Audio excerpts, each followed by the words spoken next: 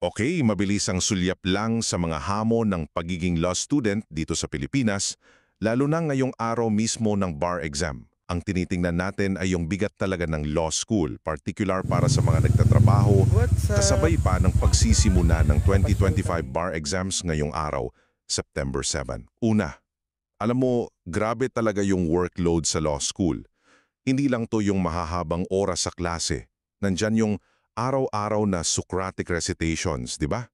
Yung tatanuin ka talaga para masiguro nga intindihan mo. Tapos may dagdag pang clinical work o practicum. At syempre, andyan yung pressure dahil ang baba ng bar passing rate. Nasa 37.84% lang nung 2024, pangalawa. E paano pa yung mga working student? Doble ang hirap niyan. Kailangan nilang pagsabayin ang trabaho at mga klase sa gabi, tapos yung pagod pa sa biyahe, may minimum unit load na kukunin at ang mahal ng tuition, 50,000 hanggang 90,000 kada SEM sa private schools.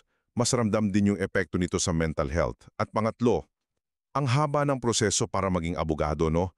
Mga 8 hanggang 9 na taon yan mula college hanggang makapasa sa bar. At ito na nga, kasalukuyan yung 2025 bar exams, ang resulta ng maraming taon ng paghahangda para sa libo-libong examinees.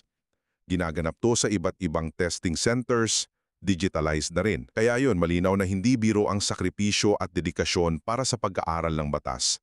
Isang katotohanan kitang-kita sa mga kumukuha ng bar exam ngayon. Mag-subscribe sa The Brief para sa iba pang updates na diretso sa punto. Pero ito, tanong lang, sa kabila ng lahat ng hirap, ano kaya ang patuloy na nagtutulak sa marami na tahakin pa rin ang landas ng pag-aabogado?